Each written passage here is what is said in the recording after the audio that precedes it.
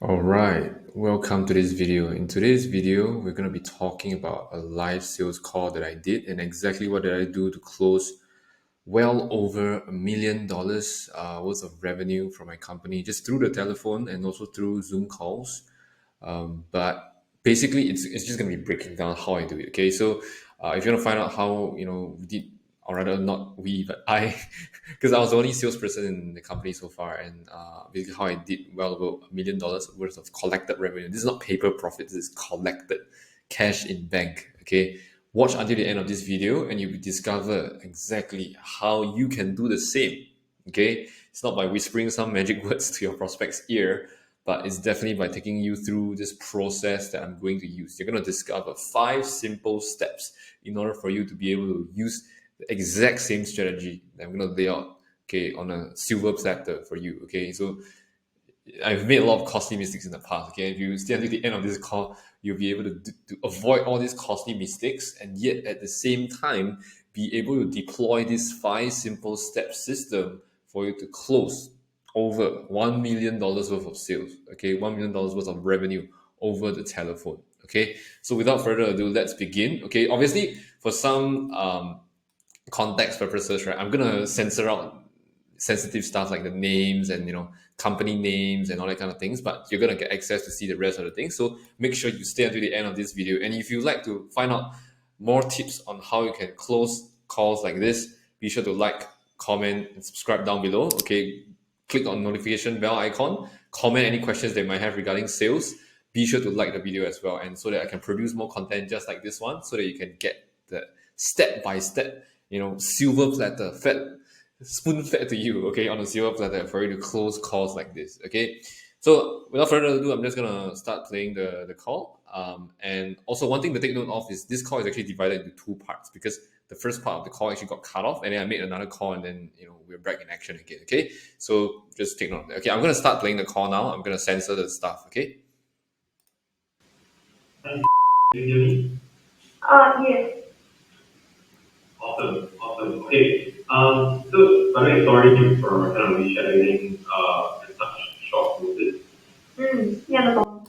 Okay, so I'm gonna pause and commentate on what just happened. Okay, so first of all, I'm using a shitty mic. Okay, the reason why is because the shitty mic was because it's using my webcam camera, which is this thing that I'm pointing to, the webcam camera, instead of my legit mic, which is this here. Okay, so before you start doing anything at all, right, make sure you go and do a test call. Okay, I just set up this VoIP system, this voice over IP system, so that I can actually record all the calls. Okay, but what I didn't realize is I didn't actually activate this mic, this crisp quality mic here. Okay, which is kind of the problem, and that's why it's shit. In fact, I don't even know whether this video is recorded by, it's actually recorded by this webcam mic or not, which I'm gonna find out in a bit, because the moment this first part of the call ends, I'm gonna check. Okay, but anyways, make sure you use a high quality mic. Okay, that's number one. Number two, make sure you use a proper voice over IP system in order to record all your calls, right? Because all these things, right, you want to listen back, like what I'm doing here, to actually understand like what are the areas of improvements. Where do you fall short? How can you improve on your next call? When you say a certain thing, then what happened to the prospect? Did you say something else? And all that kind of thing. Okay, so let's go back to the call. Okay, so take note of these 2 things that I just mentioned. Also, I think I have taken a look at what you have indicated in the application form. You did mention that you guys sell security and solutions to companies, and Right. it takes ranges from $100 to $5,000 or more. So would you briefly just tell me like, what are you guys currently doing to market to get leads for business right now? Because you mentioned others, so I'm just curious. Okay, so notice what I did there. Okay, I basically called the prospect out on the previous action that they took. Okay, the previous action that they took was basically she submitted a form on our website to schedule like a strategy session. Okay, and that's basically what I've called her out. Then subsequently, what I went ahead to do is I basically said, okay, could you tell me a little bit more about what you are doing? Okay, so notice that I didn't even pitch anything at all. Okay, the only thing I'm asking is questions. Okay, I'm asking things that are very kind of relevant and related towards what she's looking for, which is she's looking for marketing agency services. And obviously, I've gone ahead to ask, what are you currently doing for marketing right now? Right? That's like as basic as it gets, just asking questions. Okay, so make sure that when you're doing a sales call, you ask questions. You don't go straight to the pitch and start hammering them on, like, you should really buy this, is the best thing ever, and then shove it down their throat, and then, they choke on it, and then, okay, so don't do that, okay? Okay, so let's continue. We are currently doing a lot of video marketing, and we have attempted to use Google Ads as well, but then we feel that we still want to increase our reach per se, because in our industry, which is a lot of B2B, right? It's a very niche industry, because selling security and cloud solutions to people, especially companies, require a very long sales process, and it's why we wanted to sort of like increase our number of leads, and therefore looking to explore SEO services in this region. Okay, so this is the part where the call actually completely cuts off, okay? So I just want you to take notice of what just happened, okay? I basically asked a question, okay? I asked a question which is, what are you guys currently doing for marketing online? She went on to say things like, oh, we're running Google Ads, we're doing this and that, and then ultimately we're looking for an SEO agency, okay? So she's telling me the exact problem that she's suffering from. She ran Google Ads, didn't get good results. Now we're looking for SEO, okay? So I'm going to turn on the second part of the call now, and then we're going to take it from... I'm going to pause this first, okay? Because I'm just want to check the recording, make sure that it's working, okay?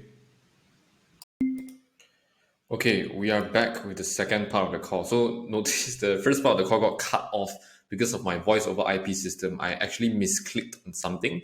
So instead of clicking mute, I actually clicked on end the call. Okay, that's why the call ended. And don't worry, you can still recover from this kind of things. Okay, so don't make sure those technical issues, minor technical issues like these, don't set you back. Okay, you can still close the sale. Okay, recover from the mistakes. So let's continue listening in and see what happens. Yes, yeah, okay. So this is like change to some instrumental without like.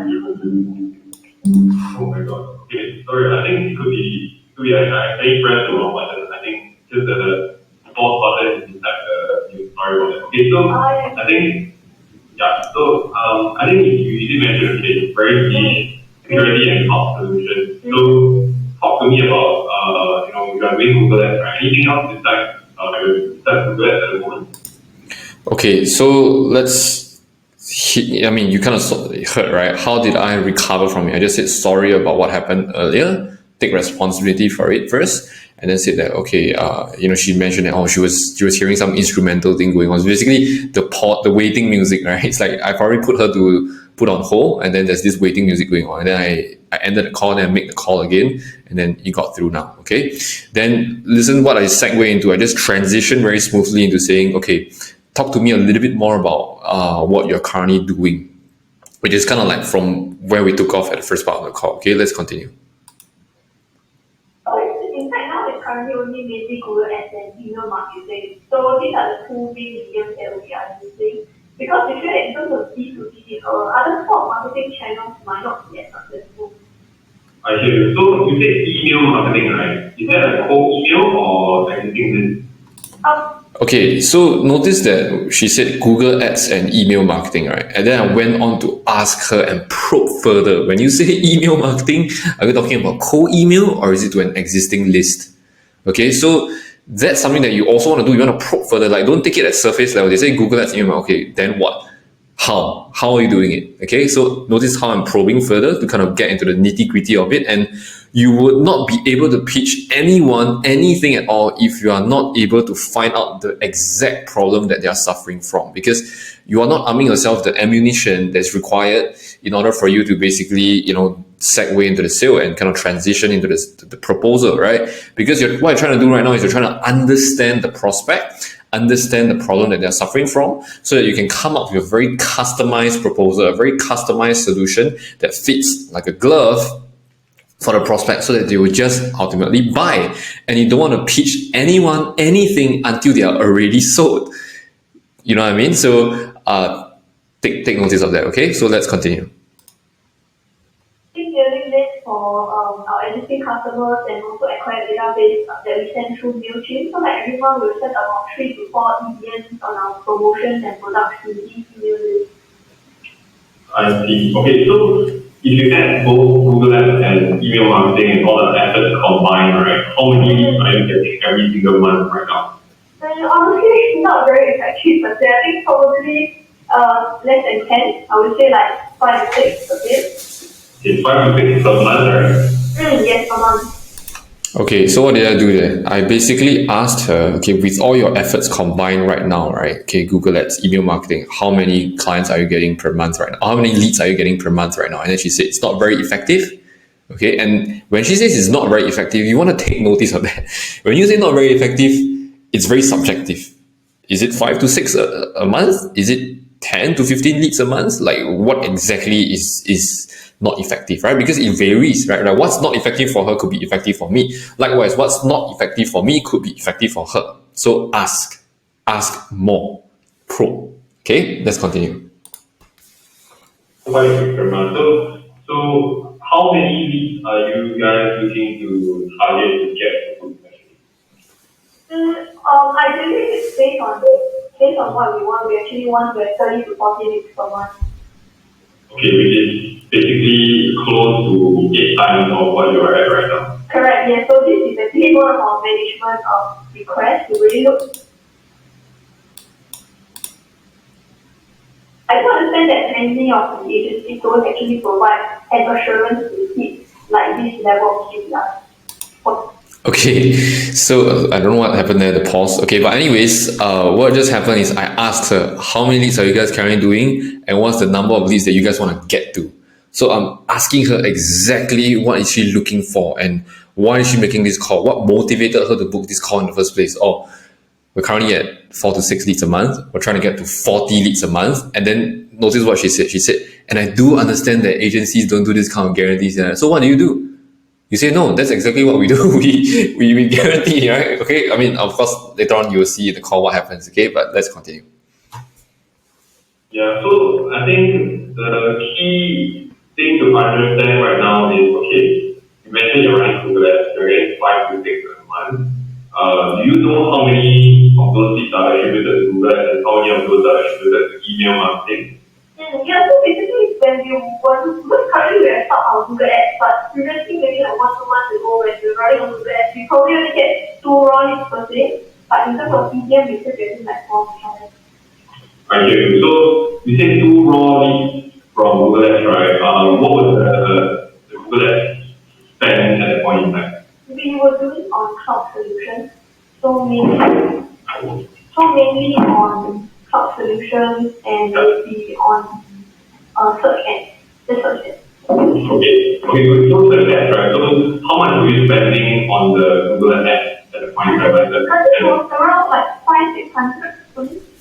Okay, 500-600. This is per month or? Per month. Okay, so what did she just say? She said that she's currently spending 500 to 600 per month, and at the same time, she went on to say that she's getting 2 more leads.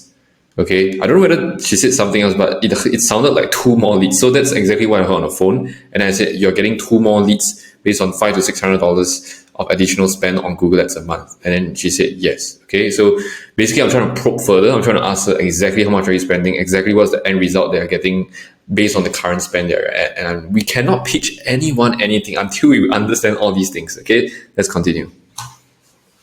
$500 per month, you get 2 leads. And then you mentioned that I understand your solution can cost from maybe $100 all the way to $5,000, right? So why don't you kind of spend more to get more in that sense? Okay, so what did I just ask her? I asked her like, look, in the application form that you submitted, right? You mentioned that your services cost from $100 all the way to $5,000. So why aren't you spending more? It's like your cost per lead is $250, sure, but you're charging up to $5,000, for a service. So why aren't you spending more, right? It's like just asking the tough questions that nobody want to ask. It's difficult, but it's what will close the high ticket sale at the end of the day, because like we are trying to get to a point whereby it's more of a pull and not kind of a push, right? We're just pulling them by asking them, hey, these are the pain points that you're suffering from. I'm here, as a service provider, I can actually solve this pain point for you. So it's a pull. Okay, so I'm only probing, only asking questions. I'm not even going to go into the pitch at all until I have found out exactly and diagnosed the problem that she is suffering from. Okay, so that's how you do high ticket sales. Okay, so let's continue. That programs may not be something that in terms of B2B is a lot more effective. And we understand on the scaling portion, like scaling the market and all, but we feel that we're going to explore other options like to help to reach a certain KPI. It might not have to be this per se. It could be just having more branding and keywords on Google and also increase in our website traffic.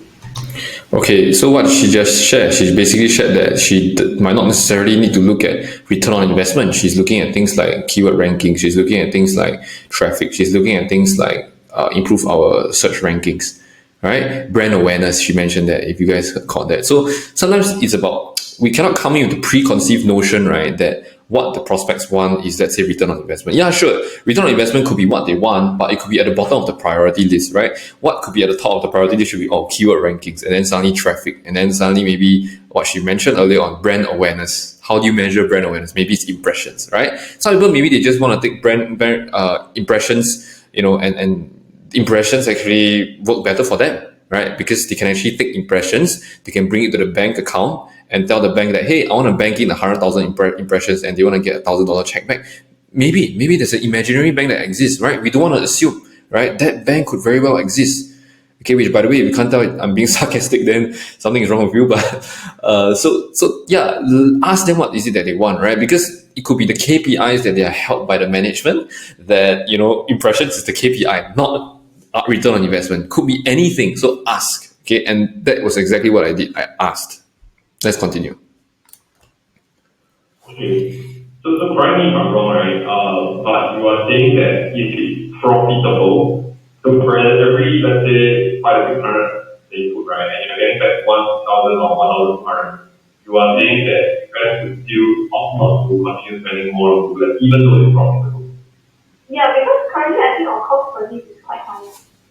Okay, I caught her there, right? I said, look, if you guys are spending $100 for, to get a client, and the client is worth $1,200, you're saying that you won't want to spend. And she said, yes, because our cost per lead is too high.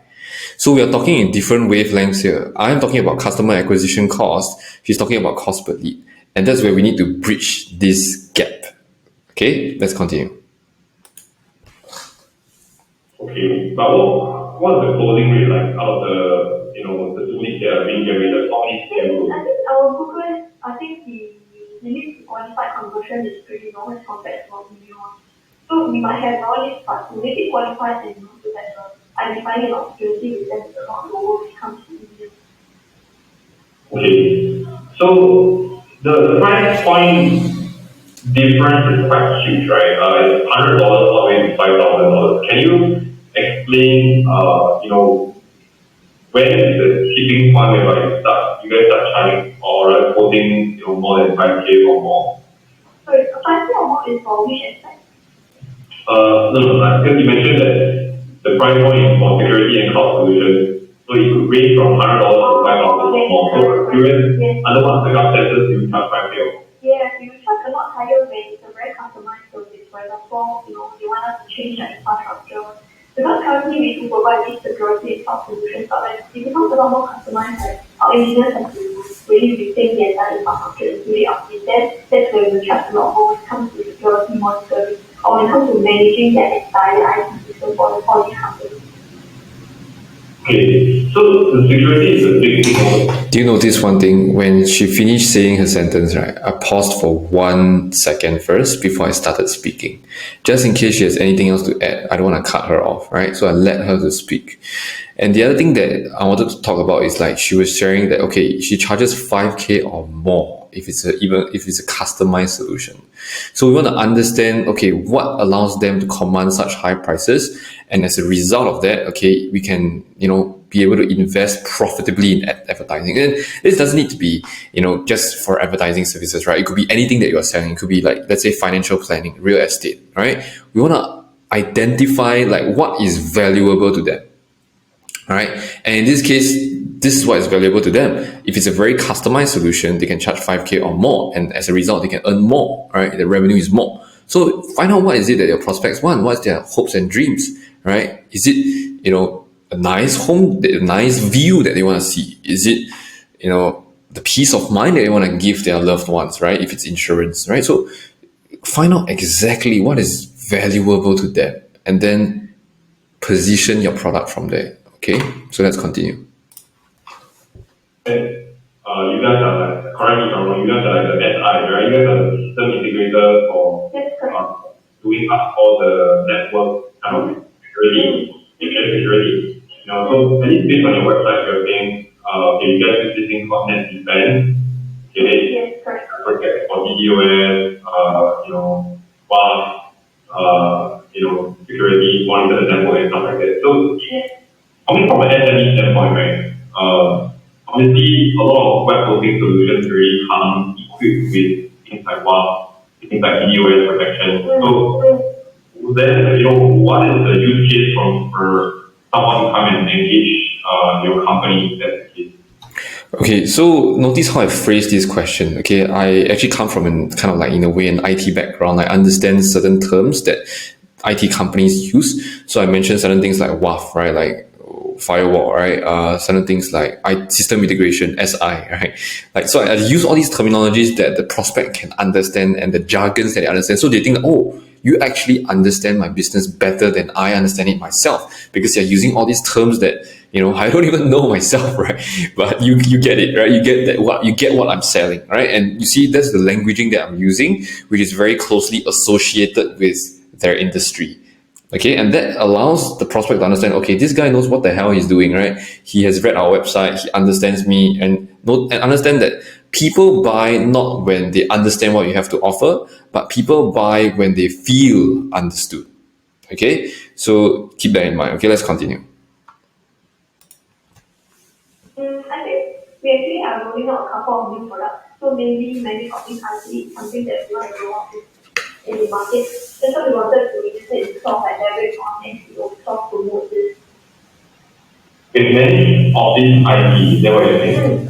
Yes, it's basically helping, many other companies, they might not have a dedicated IT team. What we do is we have to manage everything from the point to end when it comes to the IT. Okay, so correct me if I'm wrong, but that's more like IT outsourcing, right? Like something that's going to be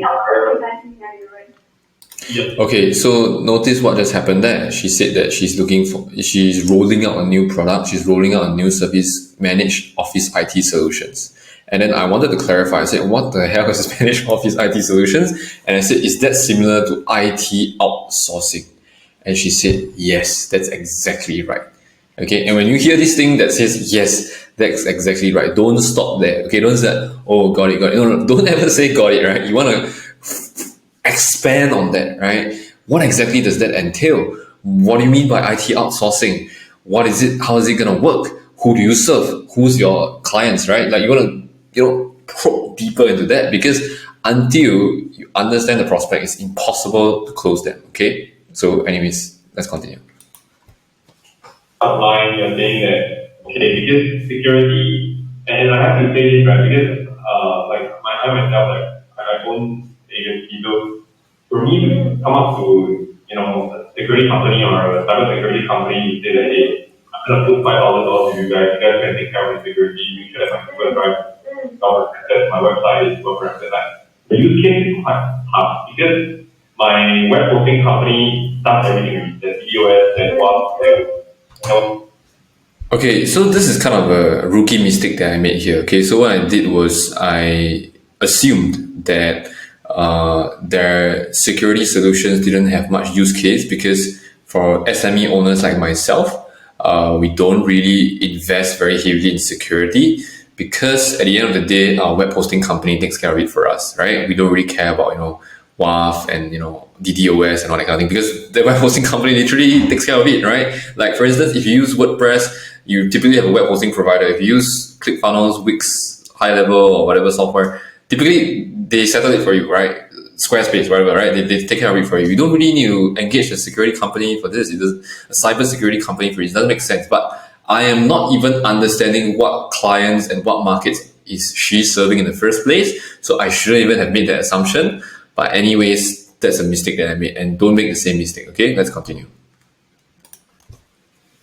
Downtime management, all that kind of thing. And then it comes associated with costing the web hosting, right? So for me to fork out like 5K is quite, not say impossible, but it's just for an SME standpoint, if it doesn't generate revenue, the chances are the owner will want to, proceed that. Okay.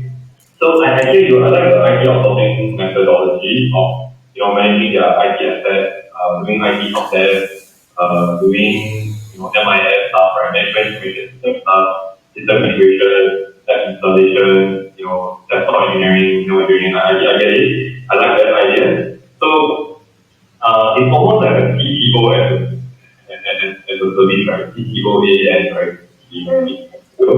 So, I just want to better understand, is there any specific niche that you guys target? Like, for instance, you do more F&B, you do more, real estate, you do more accounting firms, or it's really kind of like never really niche down there? Yes, we really have. Okay, so I should have started off with this question, right? I want to ask them who did they niche down on, who are their ideal clients, who's their dream customer buyer avatar. I should have asked this before I make the assumption that they serve SMEs. Okay, just because they're a small company doesn't mean that they're serving SMEs. It could be serving like government agencies or like MNCs and stuff like that. Okay, so I kind of try to reverse the rookie mistake that I made. And remember that you can always recover from your calls, okay? Don't think that just because I said something wrong, that's it, that's the end of it. No. Like, you can bring it back, okay? You can revive, the dead body, okay? So, if you screw up midway, right, okay, don't worry, you can make a comeback, okay? And that's exactly how I did it, okay? So, let's continue. A very huge range of clients across SEO enterprises. And even quite one for so we don't have a niche per se when it comes to targeting or zeroing on an industry or a business type. Okay, so you guys do everything. So you guys do Active Directory, which is like, for those that are not on the cloud yet and they want to maintain a very secure place, right? So can I confirm that these are more like the government agencies that operate with this legacy structure or not necessarily? Not necessarily because we can help like companies. Actually, we do work with AWS and Alibaba Cloud Audit. So we actually work with them to sort of leverage on their cloud infrastructure to build up all these infrastructures for the different companies. Okay, so what just happened here? Okay, I recovered successfully and she shared who are they serving, right? And she said that, okay, because we have, AWS, we serve any SMEs that come in, and also government agencies and also, all these MNCs and whatever. And therefore, I shouldn't have made the assumption that they only work with SMEs, which is completely untrue. Okay, so keep in mind, okay? Okay. So this is my take so far, right? I feel that you guys are trying to sell the security portion, the sell is but if you sell the IT outsourcing portion and you go and teach the directors and the senior managers on the IT outsourcing part, they don't have to worry about their website hosting, they don't have to worry about their desktop engineers, they don't have to worry about their network engineers and also overall anything that has to do with IT, it's kind of like NEX, right? Sometimes. So I think having that CTO as a service or that IT outsourcing as a service, I think that's a big sell. Especially IT asset management also issuance of new workstations to new staff, onboarding, that kind. You guys do all of that, right, from start to finish, right?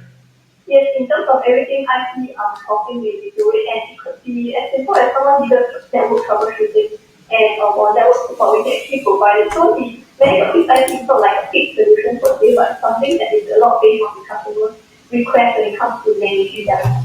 Okay, so what she went ahead to expand upon is like, how do they work with their clients? And we need to understand how they work with their clients, because if we don't understand how that works, okay, we won't know what kind of proposal to craft for the marketing campaign. We won't know what kind of,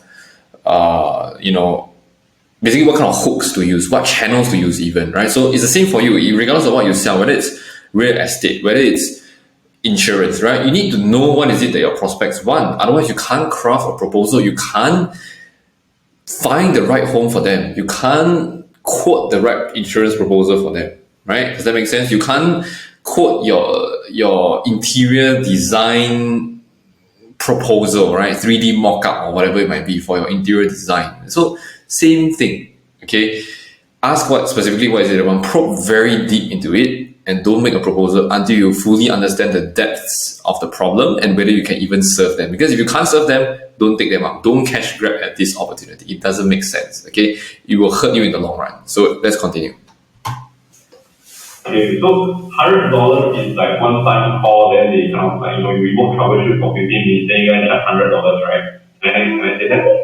I think we have a minimal threshold that we will hit when it comes to these kind of solutions that people want to engage with.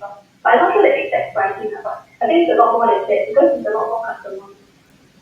Okay, so one thing you mentioned under Google Ads, right? You previously got 2 leads from that, and that was because you were doing cloud solutions. Tell me more about the cloud solutions that you're referring to. What kind of cloud solutions? Okay, so we're kind of circling back to the fact that she mentioned she charges between $100 to $5,000, and then I said, you said that you charge $100. Under what circumstances you charge $100? Then she go on to mention that actually there is a minimum charge. We don't just charge $100. There's a minimum number of hours that we have to commit to, right?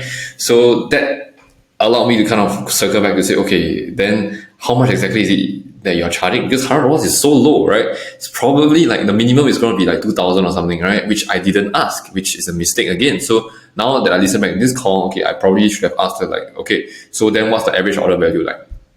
Right? Then just let her say, right? But anyways, let's continue, okay?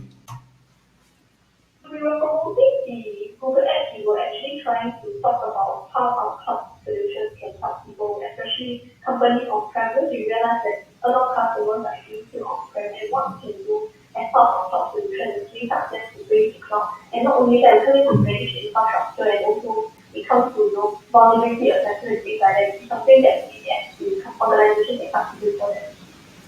Okay, so that's not a bad sell, but the thing is, when somebody sees the keyword cloud solutions, it's very generic, right? It's like, I don't know whether they're telling me about cloud solutions for accounting, or HR, or marketing, or digital, or invoicing, like it's very broad, right? So I think we need to niche down a bit more in terms of what kind of cloud solutions are you bringing to. Are you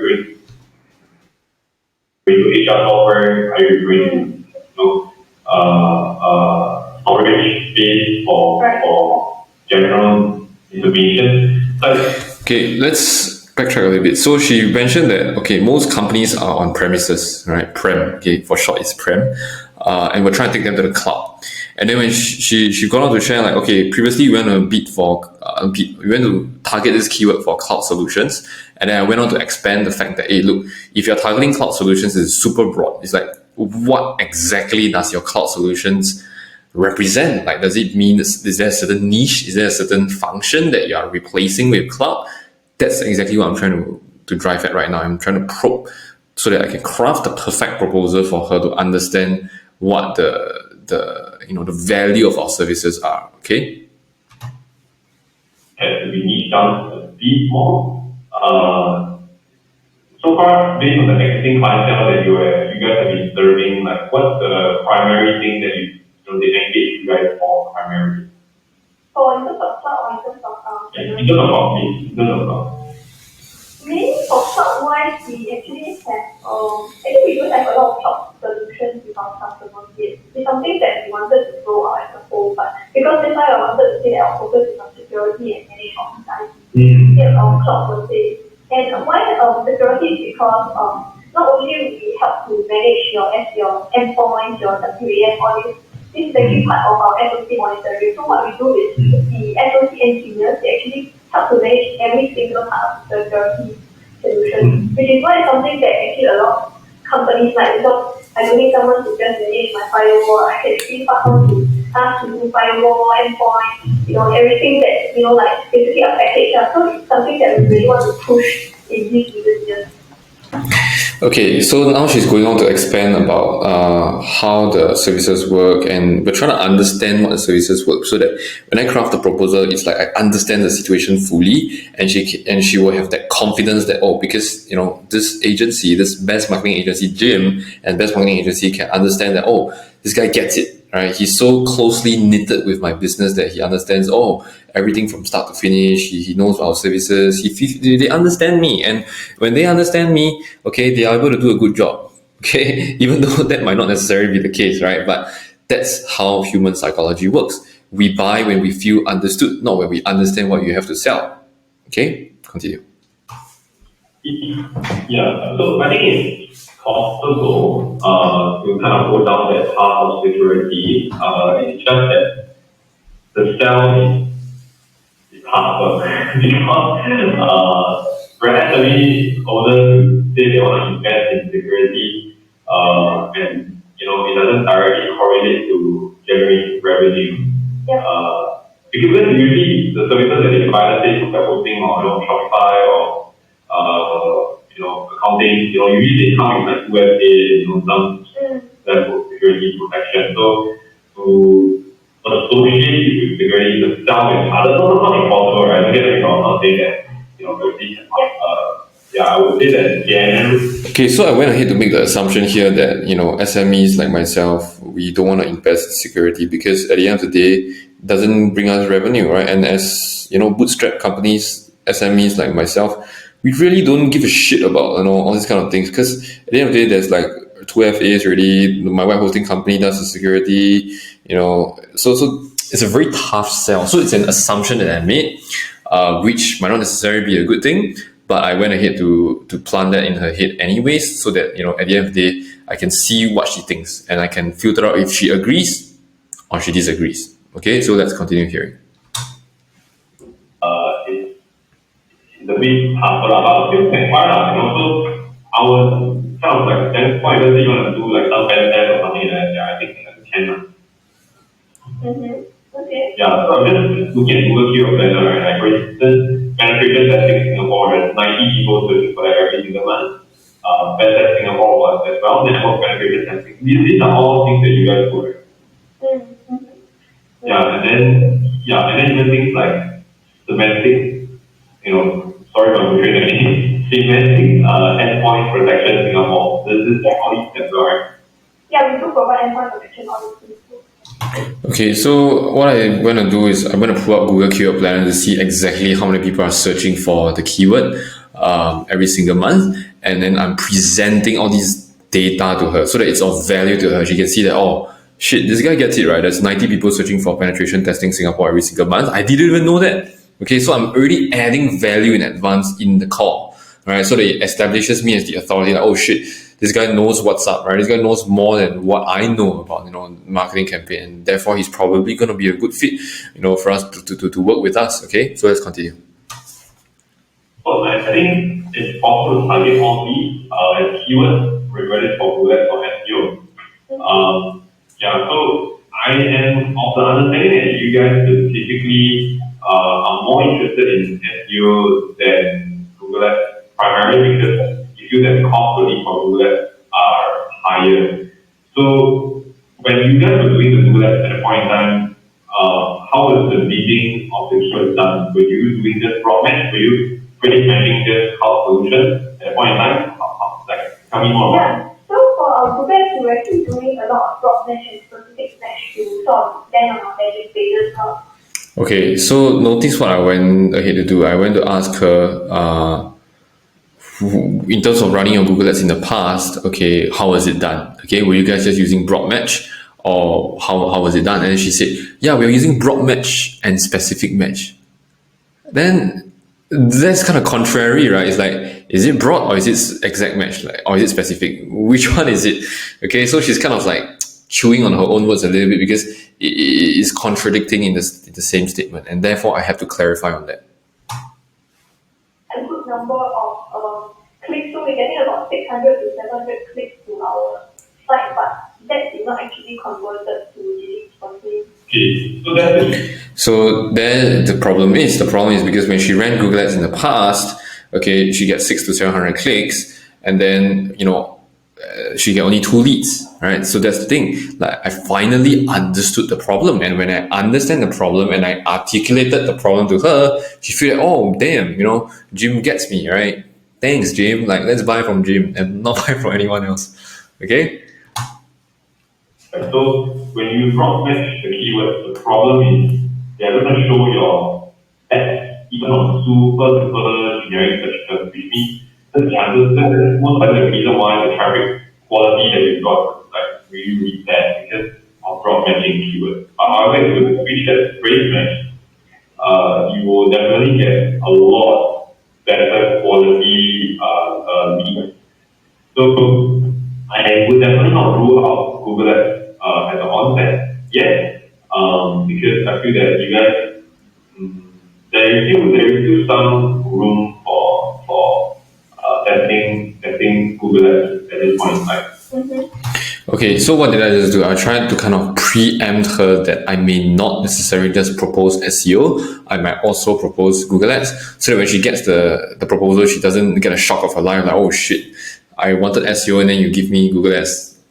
You know? So now I'm like kind of preempting her that, hey, there's a reason why we don't want to do SEO first, is because the reason why you screwed up your Google Ads last time around is because you did broad match, okay, and broad match sucks, okay, so demonize that, okay, and say that what you've been doing in the past is wrong, okay, because you didn't meet me yet, okay, obviously I didn't use those words, but you know what I mean, okay, that's exactly what I'm trying to articulate to her, so that I'm articulating to her that, hey, I understand your problem better than you understand it yourself, okay, so I'm like the doctor, okay, listen on. That's what I feel. I think I'm more or less get a better understanding of what you guys are doing. And I just want to talk about the new product line of Managed Office Archiving Solutions. That is something that hasn't been rolled out completely yet, or in the midst of rolling out, or Yes, we're rolled already. So we actually have clients already engaging with us on this. Okay, it's just that it's not listed on the website yet, right? Yes, it's not. I see. Okay, so what did I do there? I just called her out that, hey, you have this new service that you're saying, but it's not listed on your website, right? Correct? And she said, yes. So this is where you come in and say that, you guys probably need more help because you don't have the bandwidth to even put that new service on your website that I don't even know it myself. Because when I was checking out the website, I don't see it. And what does this mean? It means that you need to hire us because you guys need help. I think I'm going to get a better understanding. The next step for me to kind of do a proposal for you, probably should be able to get it done by the end of tomorrow. So now kind of like the time for you to ask any questions that you might have regarding our company, regarding any advice that you might need, any solutions that you are relevant, and basically now time for you to answer any questions that you might have. Okay, so notice what happened because it's probably nearing towards the end of the call already. We're left with 7 minutes to the end of the call. I basically told her that okay, the next steps are for me to send you a proposal, right? And that puts me in control. I'm telling her, okay, this is what's going to happen. I'm going to come up with a proposal. I'm going to send it to you, and then from there we can handle any questions they might have and all kind of things, right? So that's basically what I did, okay? And then notice that I also said, okay, now's the time for you to ask any questions that you might have, right? So she's listening to me, like I'm the person in control, I'm in command now, right? Like I'm giving, I'm taking the leadership for the call, kind of to push the call forward and what the next steps are, and kind of like I'm just taking charge, right? You want to be the person as a sales rep to take charge of the call. You want to have full ownership of the call. You don't want to let the prospect like dictate the terms. Like sometimes the prospect will like dictate like, like how much do you charge? Look, I'm not able to share with you exactly how much do we charge until we fully understand the depth of the problem. And if that is not what you are happy to do, we should get off the call right now, right? So you want to like push them a little bit. You don't want to like, straight away give out your price. Oh, I charge $10,000. No. Like,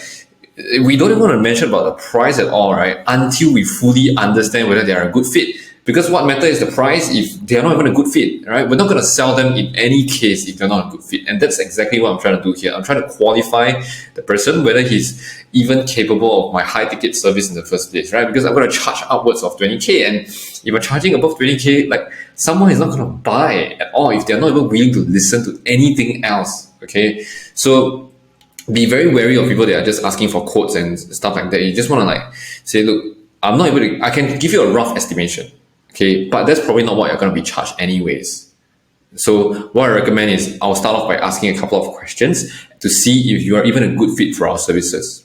You cool with that? And then typically 90% of most cases they'll say cool, right? If it's an asshole, the person will just say, look, I'm not cool with that. Okay, that's when you bounce off the call because the problem is not the prospect is not even a good fit anyways. Okay, so let's continue. In terms of the SEO, we're looking at a budget of about 1,000 to 1,500 per month, and we want to do like 12 months campaign kind of thing. So maybe something that may take into account for the proposal, and also because in SEO per se, right, I know that one of the KPIs that many marketing agencies have set actually to keyword ranking. So maybe you also can provide me a bit more details on about how many percent of our keywords will be ranked by the end of 6 months, 12 months, and how many keywords will be used to rank for our business. Maybe just the answer like on and off page optimization, and also maybe one more is other than keywords, how about traffic? Because some companies will provide keywords, but then when it comes to traffic, but they are not able to compare it or talk like this sort of motion or performance on it. So maybe traffic options, maybe could we increase our traffic by 20-30%? I think it's something that my team and my management want to see, which is all these industry benchmark KPI targets to be hit when we engage with them. Sure. Okay, so notice what she did there. She reviewed what her budget was. Okay, and I wouldn't have even known what the budget was if we didn't even ask her, like, look, what other questions do you have? Okay, next steps are going to send you the proposal and then you get off the call. Then you don't know what her budget is. She even reviewed the budget for you. Okay, it's $1,500, $1,500 times 12 months. Okay, that's 20K right there, right? So, sorry, is it 20K? I don't know, 18K. Okay, whatever. Okay, so that she's showing her hand, really, like, this is how much I can afford, right? So that's not for you to kind of manipulate and use it against her or anything, like, charge higher because she gave you the budget. No. The reason why we're asking is to see if this person is even a good fit. Okay, if their budget is like $200 a month, then they can probably just go away, right? It doesn't make sense. So I'm trying to qualify her and see if this is even a good fit to begin with. Okay, so I'm gonna end the whole video here because that's nearing towards the end. She's just asking a little bit of technical questions and stuff like that, and I think that won't be very relevant. But the whole point of this video is for you to understand that, okay, high ticket sales can only be done by you very intimately understanding what the prospect's problem is, and then from there you can craft a proposal that is very customized, like a glove that fits into all 5 fingers very nicely. And from there, once you present the proposal, it's almost 100% that they'll buy, because the proposal is 100% kind of not 100%, but the proposal is kind of like nicely fits into their budget, nicely fits into their needs, nicely fits into their wants and their desires, and that's when they will automatically buy, regardless of the price, right? Because when value exceeds price, that's when people buy. So now I'm just trying to understand this call is really just me understanding, and once I understand, I can craft that proposal that fits so nicely and buy, and you'll close. Okay, so that's how I close this sale. So hopefully you have learned something. If you have learned something from this call, be sure to like, comment, and subscribe to this channel. I'll be uploading way more videos like this one. There's actually a part 2 as well, because for this video there's a part 2, the part 2 where I make the proposal and then leading to the close. So if you like to stay updated on how I actually perform the close, go ahead, like this video, comment down below that you want the second part to come out, because if I don't see enough people that says they want the second part to come out, I won't be releasing the videos anyways. And for you to stay updated, be sure to subscribe to this channel, turn on the notification bell icon, so that as soon as the next part of this video comes out, you will be notified. Okay, so hopefully you learned something. If you haven't learned anything, you can feel free to comment down below that you didn't learn anything and this is a shitty teacher as well. That's totally cool with me. Be sure to just comment down below as well. Okay, so I'll see you guys in the next one.